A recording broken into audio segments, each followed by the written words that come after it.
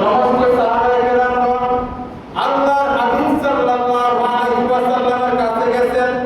ওগো আল্লাহর হাবিব, আলীর পায়ের তীর্থ টেনে বের করা যাচ্ছে না।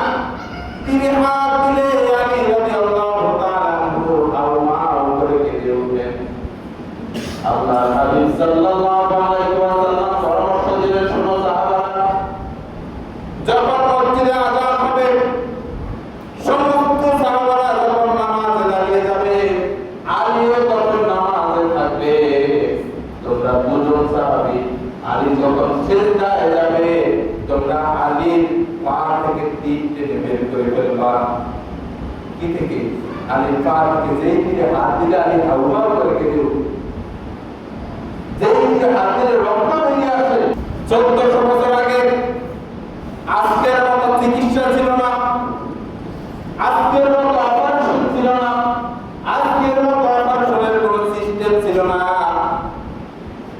সেই সময়ে যখন সাহাবায়ে কেরামগণ নামাজের মধ্যে দাঁড়িয়ে গেলেন, সমস্ত সাহাবায়ে কেরামগণ যখন নামাজের সিজদায় চলে গেলেন জামাতের সাথে, হযরত আলী রাদিয়াল্লাহু তাআলা যখন সিজদায়, আল্লাহর হাবিব সাল্লাল্লাহু আলাইহি ওয়াসাল্লাম যে দুজন সাহাবীকে আলীর পায়ের তীরটা টেনে খোলার দায়িত্ব দিয়েছেন, দুজন সাহাবী ওই সময় তাদের দায়িত্ব পালন করতে গিয়ে হযরত আলী রাদিয়াল্লাহু তাআলা পায়ের তীরটা অনেক কষ্টে টেনে খুলে ফেলেছেন।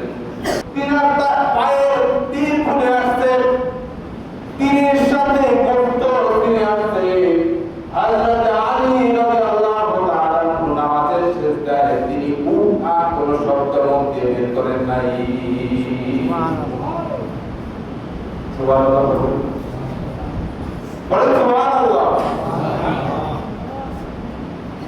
নামাজের প্রতি আল্লাহর হাবিব সাল্লাল্লাহু আলাইহি ওয়াসাল্লামের সাহাবায়ে কেরামের কতটা নজর ছিল, খেয়াল ছিল। নামাজের প্রতি তাদের কতটা ছিল। হযরত আলী রাদিয়াল্লাহু তাআলা তীর টান দিলে যে আলী রাদিয়াল্লাহু তাআলা হাউমাউ করে কেঁদে উঠলেন। নামাজের মধ্যে তিনার পায়ে ওই তীর টেনে বের করা হয়েছে, তীরের সাথে কষ্ট ফিরে আসছে, তিনি কোনো শব্দ করেন নাই। আর আমরা নামাজের ব্যাপারে উদাস, মনে করি সিজদা দিতে পারলেই চলে, সিজদা দিতে পারলেই চলে। আরে নামাজে দাঁড়িয়ে রুকু থেকে সোজা দাঁড়ানো ওয়াজিব, সোজা দাঁড়ানো কি ওয়াজিব, রুকুতে দাঁড়িয়ে সিজদা চাই, সোজা দাঁড়াই। আল্লাহর হাবিব সাল্লাল্লাহু আলাইহি ওয়াসাল্লামের একজন সাহাবী হযরত হুযায়ফা রাদিয়াল্লাহু তাআলা একবার একটি মসজিদের মধ্যে ঢুকলেন, ঢুকে দেখলেন একটা লোক নামাজ পড়তেছে। তিনি কিছুক্ষণ তিনার নামাজটা দেখলেন এবং অপেক্ষা করলেন এই নামাজটা কখন শেষ হবে। ওই লোকটার জন্য অপেক্ষা করলেন। অপেক্ষা করার পর নামাজ যখন শেষ হয়ে গেল, তিনি ওই লোকটাকে ডাক দিলেন, সাহাবী ওই লোকটাকে ডাক দিলেন, দিয়ে বললেন, আপনি এইরকম নামাজ কতদিন পর্যন্ত পড়েন? 40 বছর যাবত আমি এইরকম ভাবে নামাজ পড়ে আসতেছি। আল্লাহর হাবিব সাল্লাল্লাহু আলাইহি ওয়াসাল্লাম আমাদেরকে এইরকম নামাজ শিক্ষা দেন। আপনার নামাজটা আল্লাহর হাবিব সাল্লাল্লাহু আলাইহি ওয়াসাল্লামের শিখিয়ে দেওয়া নামাজ নয়। সেই নামাজ আল্লাহর হাবিব সাল্লাল্লাহু আলাইহি ওয়াসাল্লাম শিখিয়ে গেছে, সেই নামাজ যদি না পড়তে পারেন, এই নামাজ পড়ে কি লাভ হলো? কি লাভ?